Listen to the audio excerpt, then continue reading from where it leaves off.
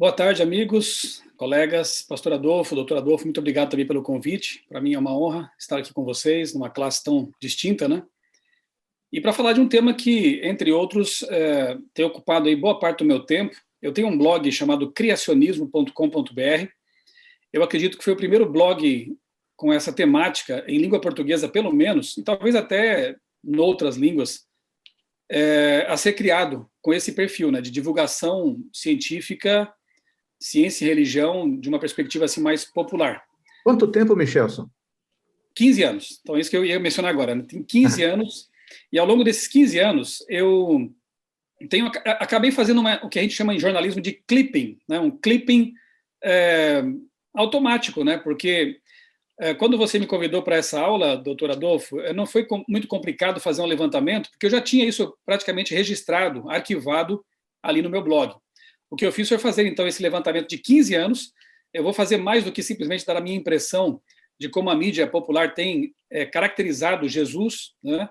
Eu vou fazer aqui, na verdade, um levantamento histórico de 15 anos nas principais revistas de divulgação científica popular e também as chamadas semanais, né? Eu foquei mais em Super Interessante, Galileu, alguma coisa da revista Época, revista Veja também, que são as formadoras de opinião, né, aqui no nosso país, juntamente com os jornais, se bem que hoje em dia isso já está em declínio, né? Revistas estão fechando, a própria revista Época, né, esta semana comunicou que será o último exemplar mesmo em banca e não vai ter nem site mais, né? Então, é uma nova época, um novo momento em que a imprensa, o jornalismo tem que se reinventar. Então, possivelmente daqui para frente, que é esse ponto de virada, né, os clippings terão que ser feitos com prints e analisar aí o que os sites, o que as redes sociais têm dito a respeito do assunto. Mas até aqui dá para fazer esse levantamento, então, e eu fiz, né? Desde a semana passada eu tenho levantado algum material e eu quero apresentar para vocês, então, o resultado dessa minha pesquisa. Não é surpresa, porque eu já venho acompanhando isso, quer ver? Eu tenho feito mais um clipping a respeito da cobertura da mídia popular no que diz respeito ao criacionismo. Isso eu tenho feito, assim, já há muito tempo, né? 15 anos, pelo menos, usando o blog criacionismo.com.br e as redes sociais. Mas, por tabela, também acabo fazendo esse levantamento com respeito a Jesus, com respeito à Bíblia, como a imprensa, né, e os formadores de opinião encaram certos assuntos e, via de regra, quando o assunto é Bíblia, sempre foi tom de deboche, de crítica, de desprezo mesmo, né? Já quando o assunto é espiritualismo, até o Alcorão é pintado com cores muito mais bonitas do que a Bíblia nessa mídia popular. Eu vou, então, agora compartilhar com vocês aqui a minha apresentação. Eu preparei um preze aqui para a gente visualizar melhor isso aí. Depois, se vocês quiserem, eu posso deixar à disposição o link com o pastor Adolfo, né? Eu não costumo ficar preocupado com esse negócio de copyright, de não compartilhamento. Eu quero mais que as pessoas difundam, usem à vontade e se for útil, tanto melhor. Então está, Jesus Cristo na mídia popular. E eu quero começar, na verdade, antes de entrar de cara nas revistas e jornais, contar uma pequena experiência pessoal. Antes de eu me tornar adventista, de eu ser batizado lá em 1991, fim do ano, em dezembro, eu sempre fui assim muito leitor, muito curioso, lia de tudo, especialmente ficção científica, livros de história, coisas desse tipo aí. E eu não lembro exatamente quem foi que me apresentou a essa coleção, não sei quantos conhecem também, Operação Cavalo de Troia. Na época em que eu li, eram 4 volumes, eu li os 4. Hoje tem 9 já. O J.J. Benítez é um escritor espanhol, escreve muito bem, diga-se de passagem, muitas vezes me espelhei no texto dele para começar a também me interessar pelo jornalismo, por escrever livros, né? Isso eu não posso negar, é um tremendo escritor de ficção, só que ele começa o primeiro volume dessa série dizendo que a história é real. E ele bate o pé nisso, ele tem documentos, ele apresenta passagens, comprovantes de estada em certos estabelecimentos. Para um adolescente como eu era, isso é muito encantador. E eu cheguei por algum tempo a pensar que fosse verdade. O que é essa história? Qual é o enredo?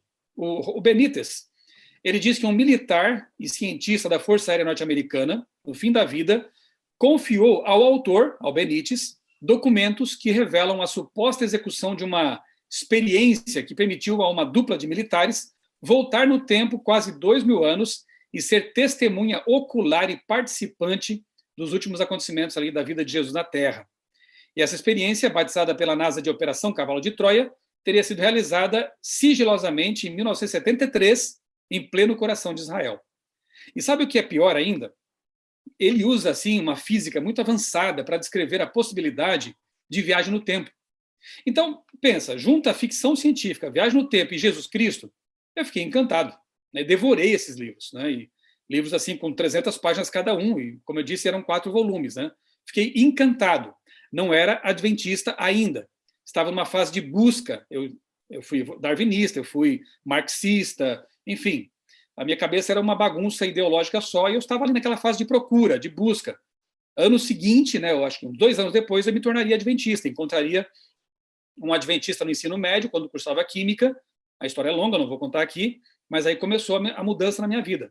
Estudei a Bíblia com ele, 3 anos de estudos, e depois eu reli algumas coisas desses livros e percebi como realmente o autor foi assim muito usado por Satanás. Já vou dizer por quê. Olha só, o que acontece é que eu fiquei maravilhado com Jesus errado lendo esses livros. Eu vou aqui só destacar algumas frases que eu pensei nos 4 volumes. Tá? Eu peguei só algumas assim, meio que por amostragem. Aqui é Jesus, do Benítez, falando, né? Este fato, como outros que pouco a pouco iria descobrindo, não havia sido incluído claramente nos evangelhos canônicos que conhecemos. Muitas vezes o Jesus, né, ali do Benítez, e o próprio Benítez e o Major dizem isso aí. A Bíblia é incompleta, a Bíblia falhou aqui, não registrou correto, os autores foram incompletos, né? Mais ali, ó, não foi descrita corretamente pelos evangelistas. Ele passa a ideia de que o livro dele é mais completo que o Evangelho, do que os Evangelhos. Essa é a ideia que fica ali subjacente, né? Aquele episódio certamente nada tinha que ver com o que se conta nos Evangelhos. Olha aí, uma possível confusão por parte de São Mateus. Confusão. Seria pouco menos que impossível que suas palavras, as palavras de Jesus, pudessem ser recolhidas no futuro, integralmente e com total fidelidade. Aqui é Jesus falando, tá? O Jesus do Benítez. Meus pequenos de hoje, ele se referiu aos apóstolos, terminarão por alterar involuntariamente minha de Jesus, mensagem. Ao menos, nesta parte, os evangelhos canônicos foram pessimamente escritos. Mas, desgraçadamente, não iria ser esta a única passagem ignorada ou mal interpretada pelos evangelistas. Deixa eu voltar aqui um negócio aqui para vocês, um ponto aqui. Só para vocês verem como é encantador, na página 127, eu vou ler aqui, eu guardei aqui só o volume 1, os outros eu destruí. Achei que não valia a pena isso cair na mão dos meus filhos, na mão de ninguém. Eu guardei só aqui o volume 1 para poder usar como documento mesmo. E na página 127, eu só vou ler aqui um pequeno parágrafo para vocês verem como isso encanta realmente o leitor, e me encantou naquela época. Descrevendo aqui o primeiro encontro que o Major, viajante no tempo, teve com Jesus, encontro pessoal, ele fala assim, ó: meu coração se acelerou. Vinha de fora um rumor crescente de vozes, gritos e saudações. Sem saber por que, senti medo. Retrocedi uns passos e ocultei-me atrás de uma das colunas da ala direita do pátio. As palmas de minhas mãos haviam começado a transpirar. Pressionei dissimuladamente meu ouvido e, em voz baixa, informei Eliseu. Eliseu era o companheiro dele que ficava no módulo, no módulo lá de viagem no tempo. Ficava lá dentro, acompanhando as transmissões que ele fazia com o transmissor dentro do ouvido ali, escondido, né? Informei Eliseu da iminente chegada de Jesus. Poucos minutos depois, os empregados, amigos e familiares de Lázaro foram abrindo espaço e um numeroso grupo de homens irrompeu no pátio. Entre risos, beijos, mantos multicores, meus olhos ficaram cravados de pronto em um homem que se distinguia muito dos demais. Aquele tinha que ser Jesus. Sua extraordinária compleição, ao primeiro momento, calculei que uma altura de 1,80 m, fazia ao lado da quase totalidade dos circunstantes um gigante. Vestia um manto de cor bordô que lhe cingia o tórax e cujas extremidades envolviam o pescoço e caíam sobre os ombros largos e poderosos. Uma longa túnica branca de amplas mangas cobria-o quase até os tornozelos. Não vi faixa ou cinto algum. Na fronte trazia enrolado um lenço branco que lhe caía sobre os cabelos do lado direito. Nem mesmo um instante, no instante da inversão da massa no módulo, quando viajaram no tempo, né? Naquela noite de 30 de janeiro de 1973, experimentei uma aceleração cardíaca como a que estava suportando naqueles instantes. E a história continua. Como eu disse, o Jesus do Benítez é encantador, mas eu havia me encantado, maravilhado com o Jesus errado. Por quê? Olha só. Na página 174 do volume 1, esse que eu li para vocês um trechinho, Cristo, entre aspas, faz uma alusão ao evolucionismo.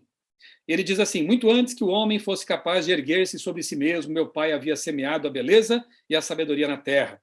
Na página 200, o Major faz uma grave declaração. Ele diz: os santos, ou separados, criam que na ressurreição os corpos se levantavam fisicamente.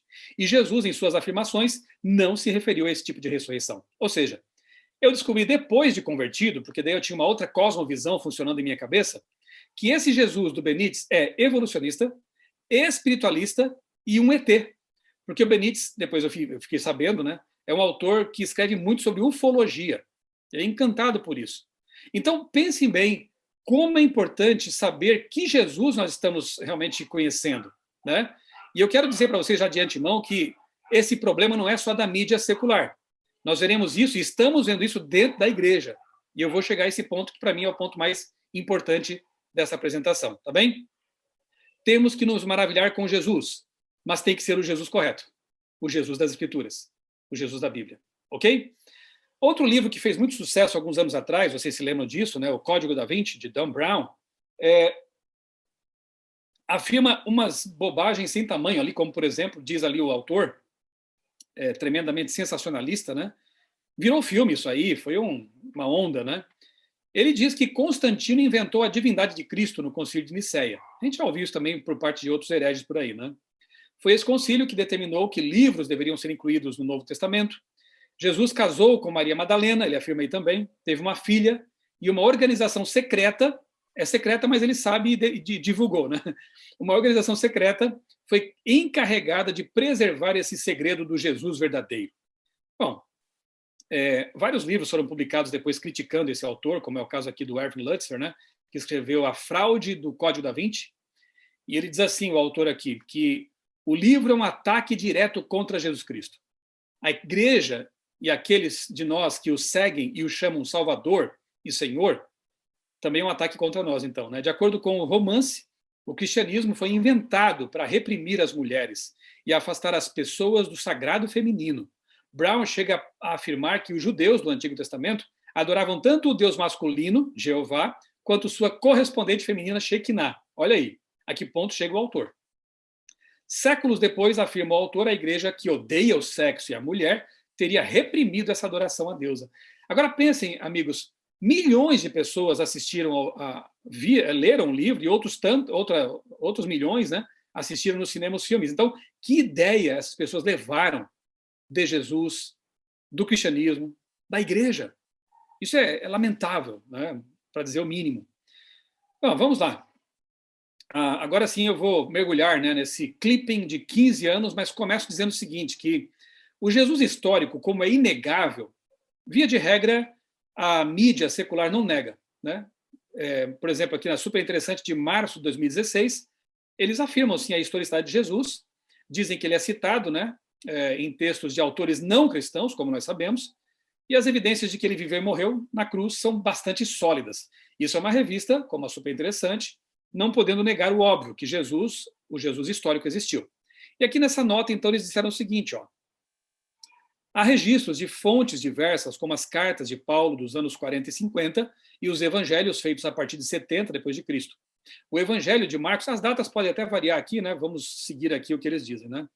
O evangelho de Marcos traz informações específicas sobre Jesus. Ele era de Nazaré, foi batizado por João Batista e morto no governo de Pôncio Pilatos. Sabe-se que estes dois existiram. Olha aí. Não tem como negar, né? A arqueologia já demonstrou isso. Há também relatos de não cristãos, como os do historiador Flávio Josefo, judeu do primeiro século, né, e do romano Tácito. Mas o que garante que tudo isso não foi inventado? Bom, Jesus morreu por volta do ano 30. Se Paulo, Marcos e outros tivessem inventado a figura de Jesus, e as histórias nas quais ele se meteu, olha o desrespeito aqui, né? Inclusive com gente importante, Nicodemos, Zé de Arimateia, né?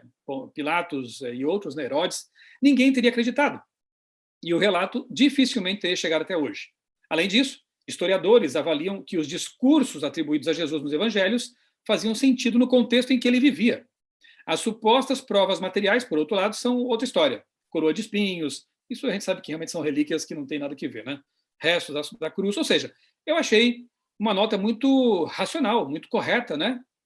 Até coisa rara para super interessante, dizendo que, de fato, houve um homem chamado Jesus, os fatos relacionados à sua história são verídicos, autores extra-bíblicos registraram isso, porém, as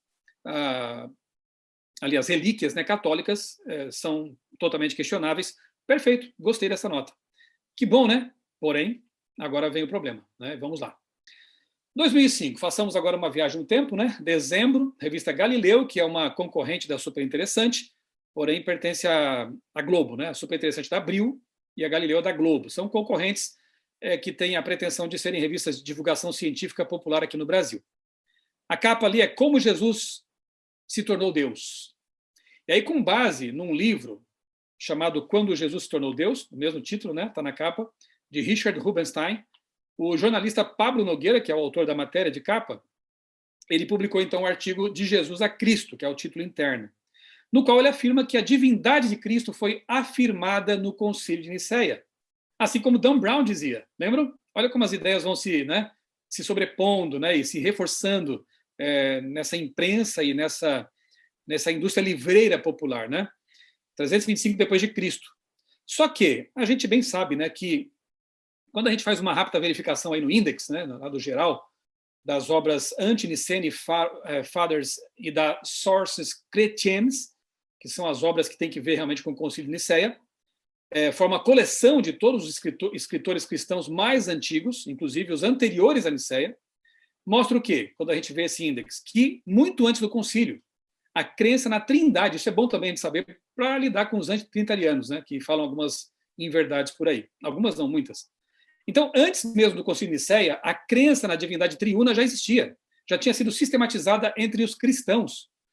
Aliás, o próprio termo trindade foi usado em 212, olha aí, antes de Nicéia, do concílio, por Tertuliano, ou seja, 113 anos antes de Nicéia. Inácio, sucessor de Pedro, foi martirizado no reinado de Trajano, em 105 depois de Cristo. E nessa época de perseguição à igreja, ele escreveu uma epístola aos cristãos da Trália, dizendo-lhes que, a despeito do sofrimento, continuassem, abre aspas, em íntima união com Jesus Cristo, o nosso Deus. No ano 105, um discípulo de Pedro, um pai da igreja, a época patrística, ele afirmando que Jesus é Deus, e aí está a fonte, né? Então é uma falsidade realmente o que a Galileu fala, ou simplesmente uma leviandade, porque desconhecem essas coisas, não vão atrás, né? A gente pode pensar também assim em termos de lógica, né, com respeito à divindade de Jesus. Então veja só, primeiro, Jesus afirmava ser Deus. Segundo, há duas possibilidades então, ou ele era Deus ou não era. Se ele não era Deus, ou era um mentiroso ou um lunático. Mesmo os que não creem em sua divindade, como é o caso dessas revistas que eu mencionei, admitem que Jesus era um homem notável, inteligente, correto. Então, ele só pode ser o que dizia ser, Deus. Nem profeta serviria, porque nenhum profeta do Antigo Testamento, como vocês bem sabem, nunca, jamais disse coisas como, antes que Abraão existisse, eu sou, ego eimi, né? Que vai lá para Êxodo, com a expressão hebraica anihu, que tem, né, relação direta com o Deus que é. Enfim, nunca, jamais um profeta teria coragem de orar, Senhor, glorifica-me contigo, com aquela glória que eu tive contigo, antes de haver mundo. Então, só podemos concluir o seguinte: ou aceitamos o relato dos evangelhos que dizem, e o que Jesus disse sobre si mesmo, que ele é Deus, ou nós o rejeitamos como um impostor ou lunático. Meio termo não dá, e a mídia popular tenta fazer isso.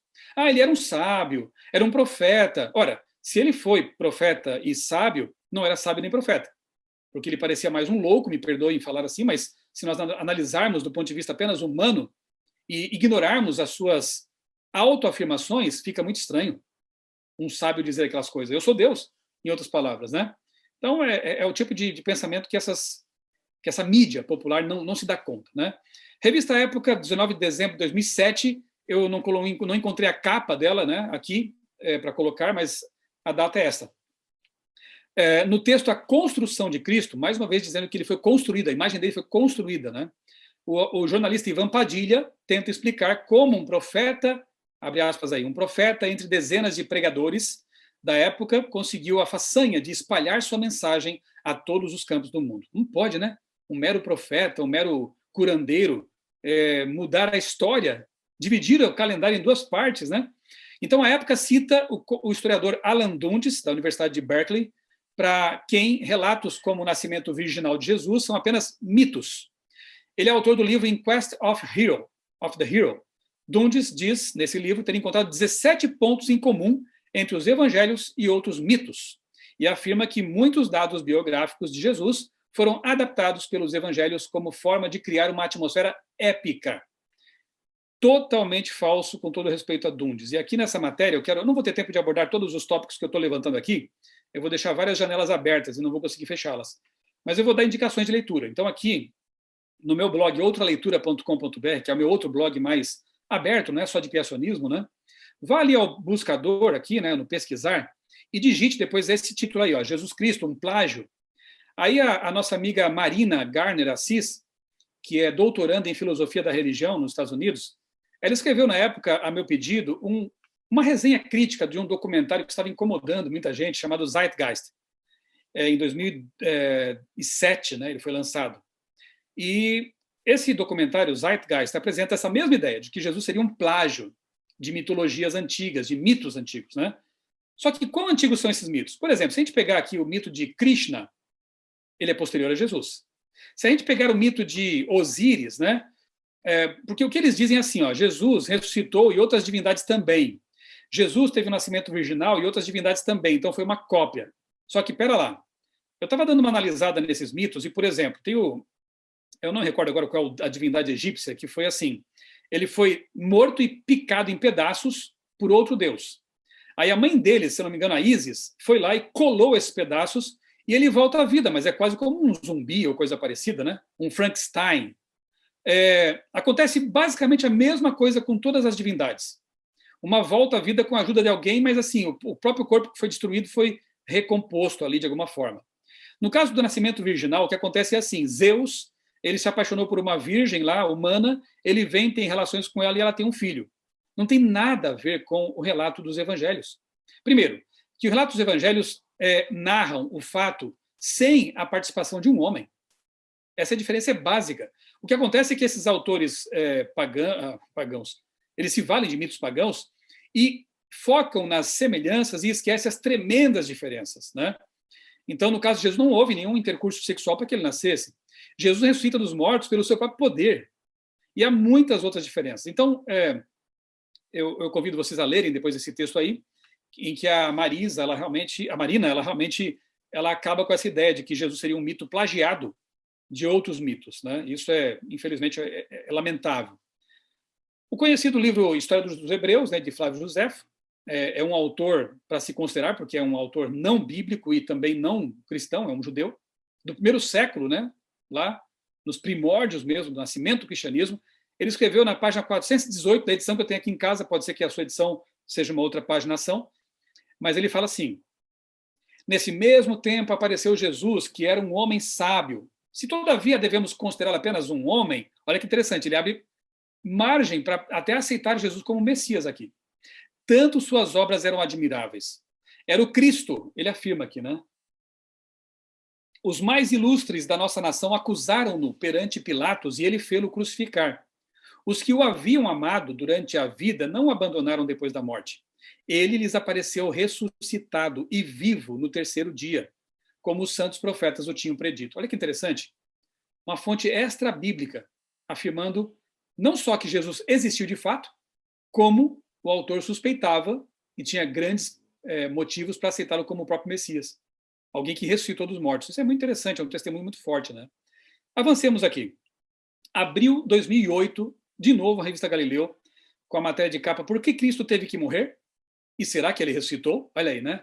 As perguntinhas retóricas para vender. Sabe o que acontece também? Depois eu vou mostrar para vocês, eu criei uma fórmula que é infalível. Assim, que mostra realmente uma coisa que se repete todo ano praticamente. Sempre na época do Natal ou da Páscoa, super interessante, Galileu, Veja, isto é, época também enquanto existia, né? Dava um jeitinho de trazer algum assunto religioso. Por quê? Porque as pessoas estão voltadas para isso. E isso ajuda a vender, e o que eles querem mais é vender, obviamente, né? Então, essa edição aqui, olha aí, perto da Páscoa, mas sempre questionando, será que ele ressuscitou mesmo? Bom, o entrevistado aí agora é o John Dominique Crossan, figurinha quase sempre presente nessas revistas, nessas publicações. Ele é um ex-monge. Ele diz que a Semana Santa foi um cortejo anti-imperialista, mais pacífico, e ressalta: creio que a morte de Jesus nada teve que ver com a expiação de pecados. Olha que coisa lamentável, né? Foi só um revolucionário, um subversivo. Só isso. Cristo desafiava os líderes religiosos, mas não somente por chegar publicamente, como é o caso da entrada triunfal, né? Mas por cavalgar um jumentinho numa clara referência à intenção de cumprir Zacarias 9:9. Foi essa a intenção, não foi para desafiar o imperador, o rei ou coisa parecida. O ato de Jesus não teve nada de político, embora alguns hoje tentem fazer parecer que teve, né? Então, mais um convite para vocês. Lá no meu canal no YouTube, Michelson Borges, tem um vídeo ali de uns 20 minutos, em que eu analiso ali, acho que uns 13 pontos que mostram que a ideia de que Jesus seria meramente um revolucionário subversivo é totalmente falsa. Não corresponde realmente ao que está nos evangelhos.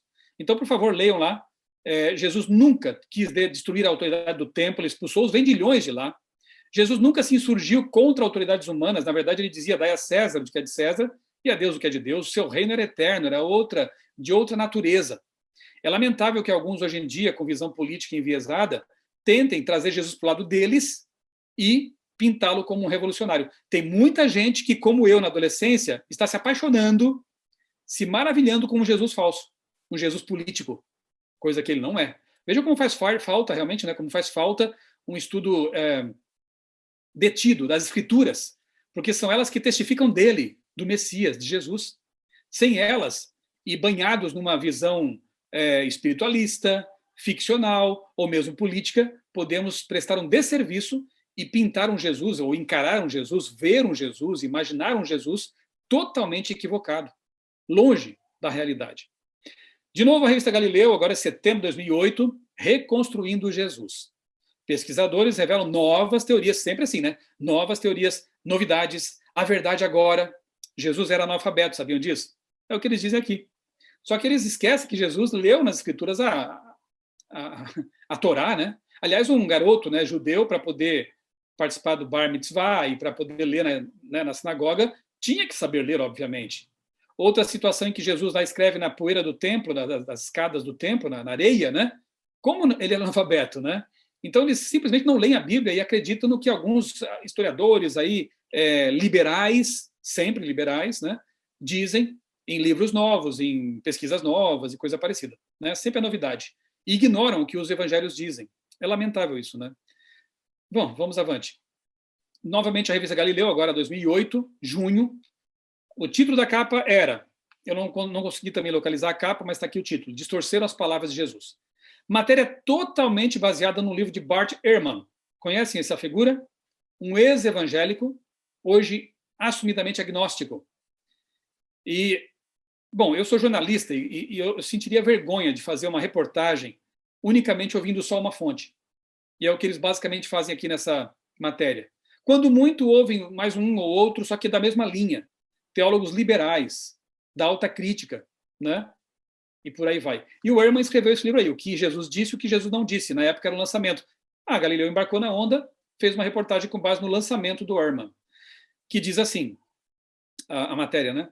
Muitas pessoas se sentem ameaçadas. Isso aqui é a fala do Bart mesmo, né? Muitas pessoas se sentem ameaçadas pelas conclusões que eu apresento, principalmente quando elas sentem que aquilo que tem como fundamento maior da sua fé, ou seja, a Bíblia, pode, ele usa o pode, vejam, nem afirma, né? Não tem coragem, pode ser problemático.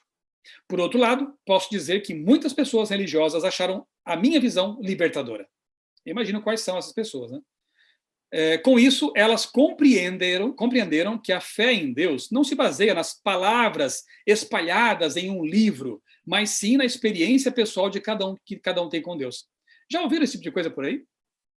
Que a nossa fé não deve ser baseada nas palavras de um livro, mas em nossa experiência. Isso é uma fé mística, né? Mais vale a minha experiência, a forma como eu encaro as escrituras, do que aquilo que elas me revelam. Isso não é novidade, obviamente, mas o Barth embarcou nessa onda também e a Galileu adorou, né? Aí está o fulano, né? Minhas convicções pessoais mudaram radicalmente nos mais de 30 anos que passei estudando os primeiros manuscritos cristãos. Comecei como um conservador cristão, evangélico, e com base nos meus estudos da Bíblia, concluí que a obra não passava de um livro por demais humano. Logo me tornei um cristão mais liberal. Hoje, por essas e outras razões, sou agnóstico. Eu lamento ver até em nosso meio pessoas que estão no meio do caminho entre um Barth que era evangélico e um Barth que é agnóstico. Porque o caminho delas acaba sendo esse aí no final das contas, o destino, né? Começam a duvidar de um ponto aqui, de um trecho lá, de alguma coisa ali, passam depois a duvidar de todo o conteúdo e acabam sendo levadas ou para o ateísmo aberto ou para o agnosticismo, que é um ateu que não saiu do armário, como dizem alguns, né? Muito bem, ou muito mal. Resumindo tudo isso aqui, então, Jesus, para Galileu, para Super Interessante, para a Época, para Veja, para Isto É, para essa mídia popular brasileira e também fora do Brasil, o padrão é o mesmo, né? Ele é ou um plágio ou um mito, ou então meramente humano, ou um revolucionário, ou analfabeto. Curiosamente, a mesma revista que meses ou anos antes sugeriu que ele fosse um mito, depois afirmou que ele era analfabeto. Tem que decidir, né?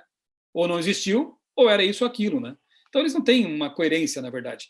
E aí eu criei essa fórmula aí para ajudar a entender o fenômeno. Não sei se alguém da matemática ou sei lá da lógica aí modal aceitaria, mas eu penso assim, que é NL mais OTL igual a RS, onde NL é igual ao novo livro questionando a Bíblia.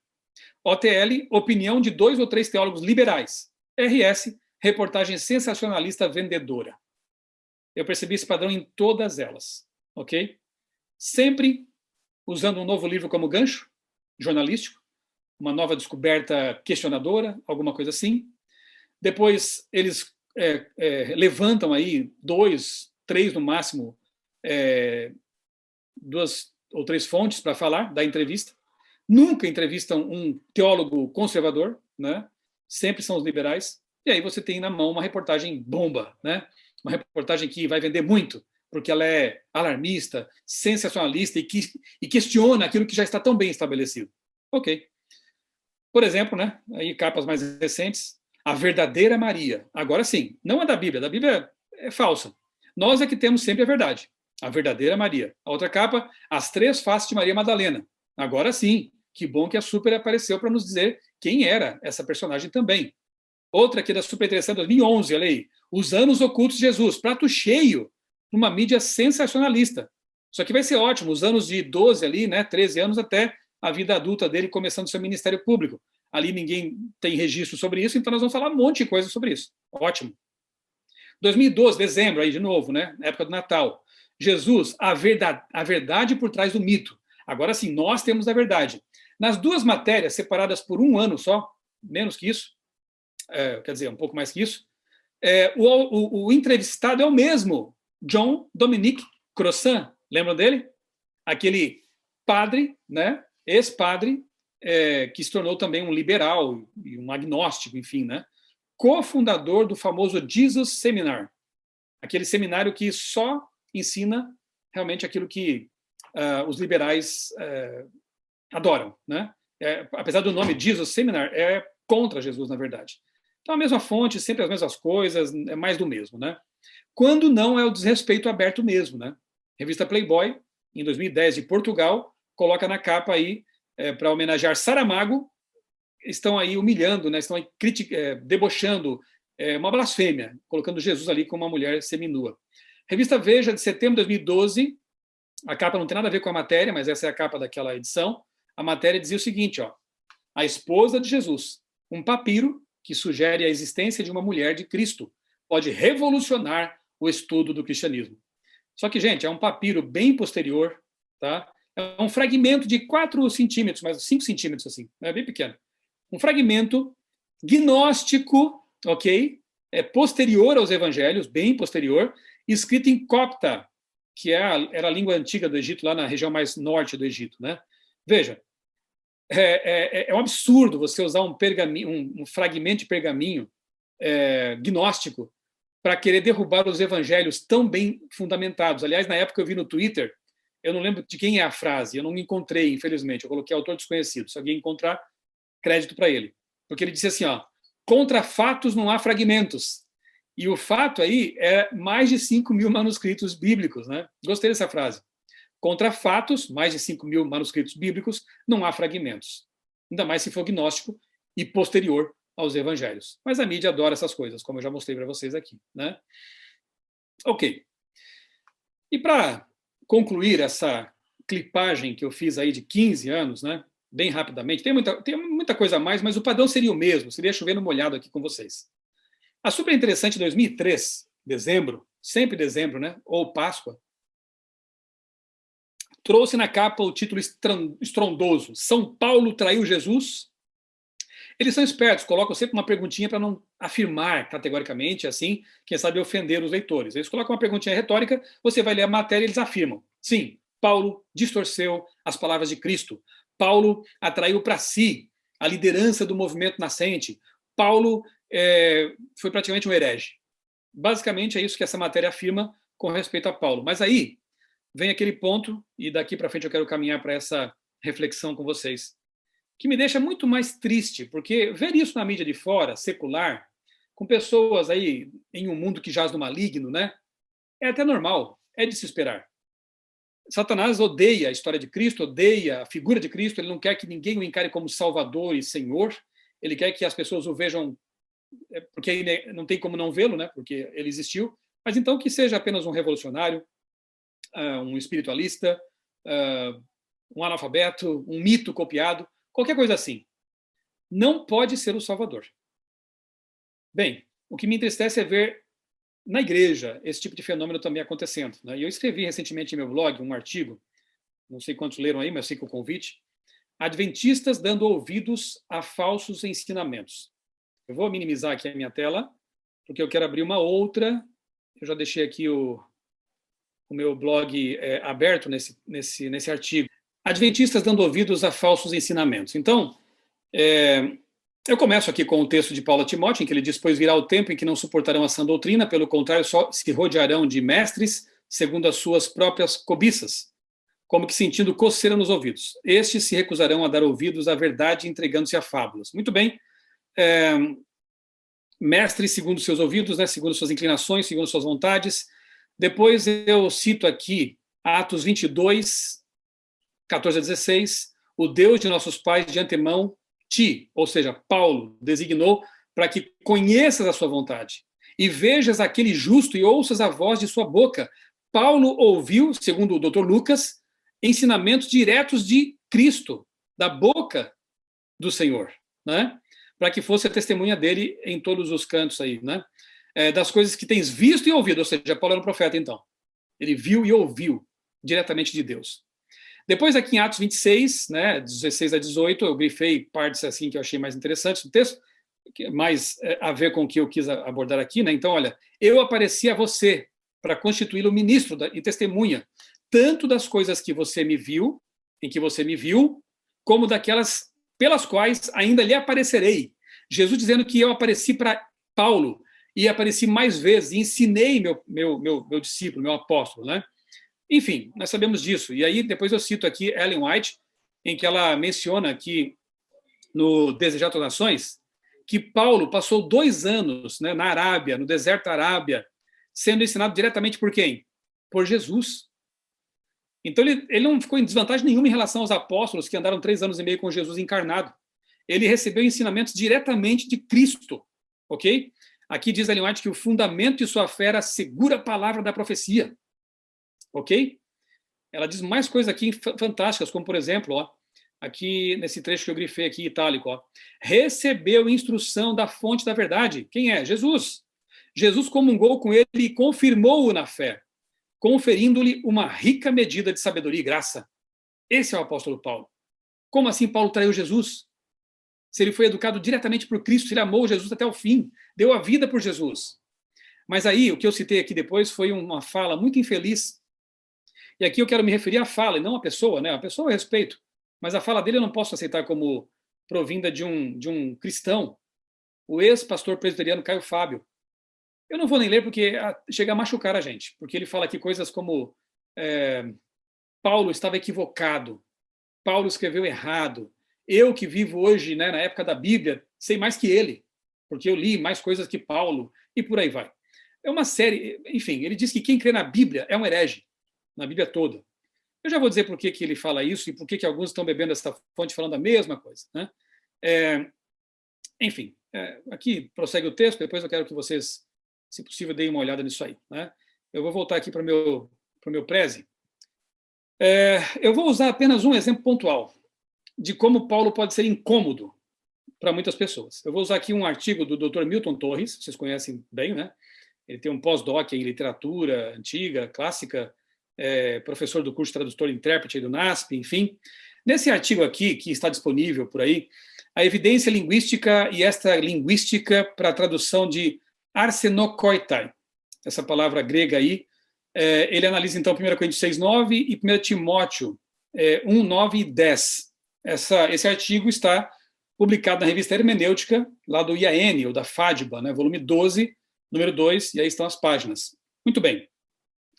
O que acontece é que Paulo, como era muito criativo, eu penso assim, porque ele criou muitos neologismos gregos naquela época, né, mais de 170, segundo alguns estudiosos, aqui, nessas duas passagens, ele criou um neologismo, arsenokoitai, que é a junção de duas palavras, né? Arsen, que é macho ou homem, e koitai, que é deitar-se com. Algumas traduções bíblicas traduziram esse termo como homossexualidade, né? Ou relação homossexual, alguma coisa assim. Outras, não sendo tão precisas, colocaram sodomia, né? Não é preciso porque a relação aqui não está diretamente ligada ali a Sodoma, né? Mas, literalmente, se nós usarmos como critério a junção de duas palavras para formar uma terceira, né, linguisticamente falando, nós temos deitar-se com um homem, ou com um macho, ok? E aí, durante todo esse artigo aqui, o Dr. Milton vai analisando, eu não vou ter tempo aqui também de tratar disso com vocês, valeria muito a pena ler esse texto aqui, especialmente para esses nossos tempos desafiadores, né? É uma análise exegética desse ponto, desse termo aí, né? Ele analisa todas as possibilidades e acaba demonstrando, de forma bastante consistente, que o termo foi bem traduzido, sim, para homossexualidade, né, ou para a prática homossexual ali. Um outro livro também que eu estou lendo, é muito bom, de um doutor, professor de um seminário batista, Robert Gagnon, A Bíblia e a Prática Homossexual. São 700, deixa eu ver aqui, não, são quase 500 páginas, né? Um pouco mais de 500 páginas, em que ele analisa todos os textos bíblicos, faz uma exegese de cada texto bíblico na Bíblia que faz menção a esse assunto, inclusive arsenokoitai, né? Eu estou lendo isso aí Oi? também, Michelson. Tremendo. Bom demais, né? Eu creio que seja o mais completo agora em língua portuguesa, porque foi traduzido recentemente, editora Vida Nova. Eu creio que seja o livro mais completo sobre essa temática problemática, né, nesse momento aí. Então, o que acontece? Paulo, ele usa esse termo, só que Jesus nunca usou esse termo. Jesus nunca se referiu a esse assunto. Não diretamente, né? Embora Jesus, ele, se valendo de Gênesis, ele reafirmou o casamento heteromonogâmico, né? Isso a gente sabe muito bem. Então não dá para usar o argumento do silêncio, né? Porque Jesus afirmou uma coisa, não tratou de outra, não quer dizer que ele não condenou aquela. Agora, Paulo, e Jesus mesmo disse, né, que o Espírito Santo, quando vier, vos revelará e vos conduzirá a toda a verdade. Então, a revelação não parou em Cristo. Ela prosseguiu com os discípulos, prosseguiu com Paulo, né? E o apóstolo Paulo, inspirado por Deus, ele detalha alguns temas. E quando você lê Romanos capítulo 1 com bastante atenção, nem precisa ter tanta atenção assim, né, porque ele é muito claro ali, você percebe as coisas que Paulo condena ali em Romanos capítulo 1. Então, obviamente que aqui nos outros capítulos, nos outros trechos, né, da Bíblia, de suas cartas, ele não estaria falando de outras coisas, não é verdade? Então, o que acontece, e o que a gente vê naquele trecho de Caio Fábio, né, e de outros que têm sido seus seguidores, é que eles usam a tal da chave hermenêutica, Jesus como chave hermenêutica, né? Está aqui, então, ó, deixa eu só... Aqui está a capa, se quiser anotar, né? Um livro muito bom, Textos e Hermenêutica. E o meu amigo, o pastor Eleazar Domini, que tem um canal chamado Fala Sério Pastor, gravou recentemente um vídeo de 1h30, mas um material muito bom. O vídeo mais completo sobre homossexualidade na Bíblia. Vale a pena você conferir esse material. Ele usou também o livro do Gagnon, usou o artigo do Dr. Milton também e outros materiais e faz uma exegese também ali de ponto por ponto desse assunto aí.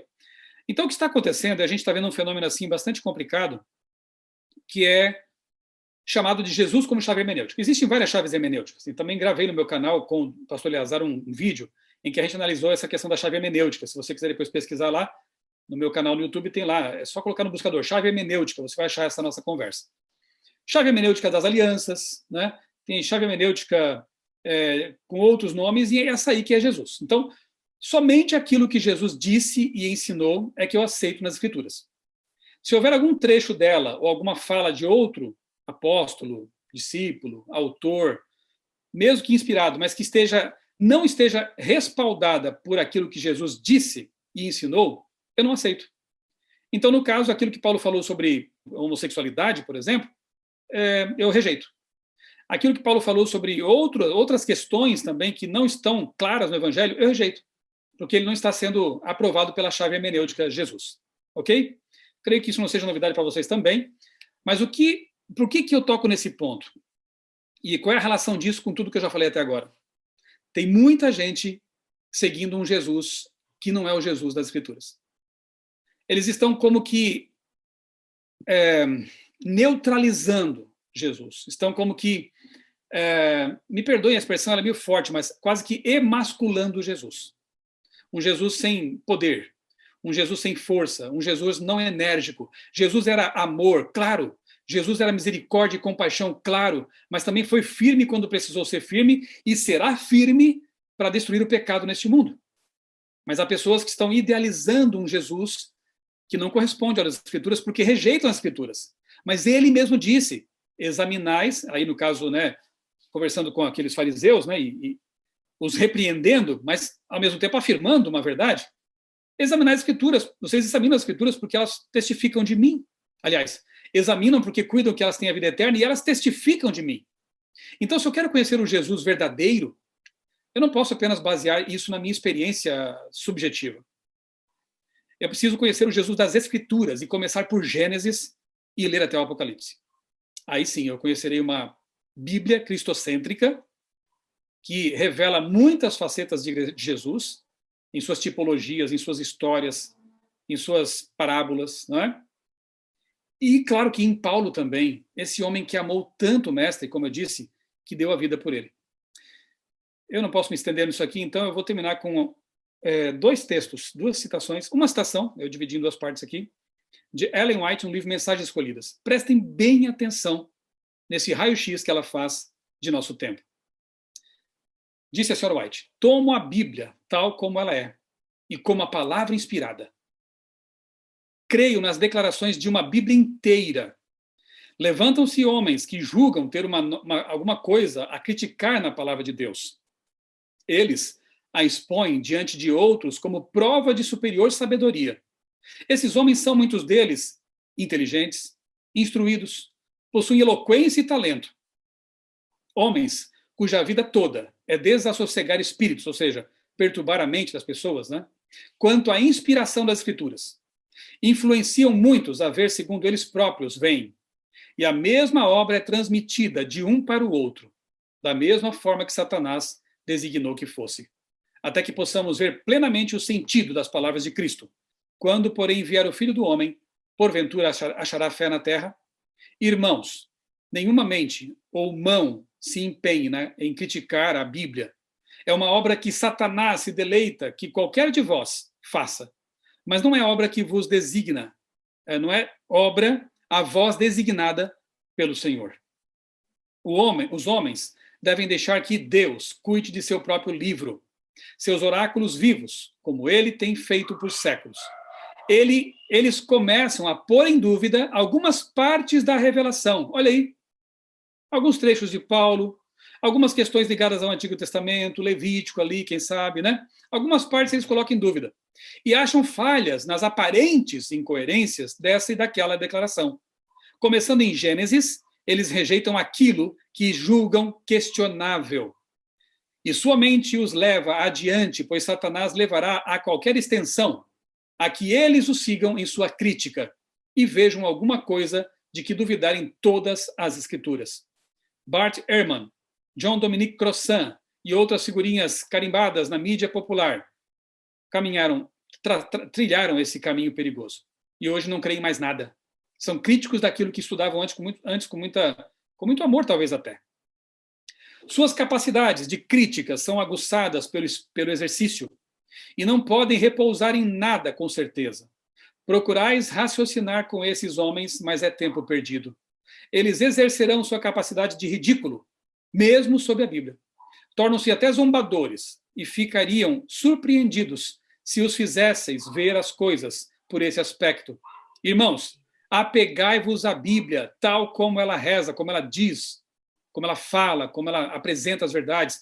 Parai com vossas críticas relativamente à sua validade e obedecei à palavra, e nenhum de vós se perderá. Logo, por oposição, se não pararem com isso, infelizmente vão se perder.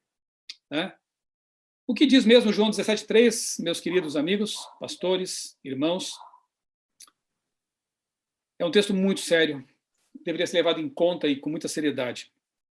A vida eterna é esta, que te conheçam a ti, o único Deus, e a Jesus, a quem enviaste.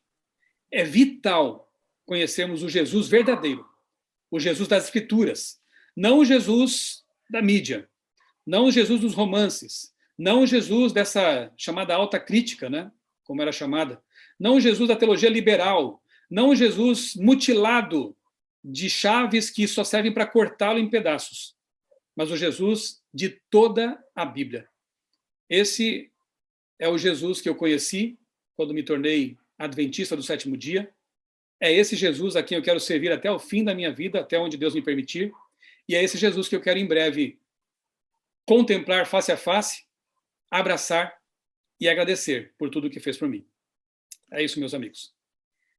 Muito bom, pastor Michelson. Muito obrigado pela gentileza de ter tirado o tempo de estar conosco. Ficou muito clara a apresentação. Então, se você puder depois compartilhar o link, onde os amigos podem ter acesso ao material, seria muito esclarecedor. Falei com prazer. Eu envio para o seu e-mail, então, doutor Adolfo, e aí pode compartilhar à vontade. Tranquilo. Temos 5 minutos para alguém fazer alguma pergunta, pastor Michelson. Everton, por gentileza. Agora vai. Olá, obrigado. Eu fico extremamente feliz de pegar e rever alguma apresentação aqui do pastor Michelson.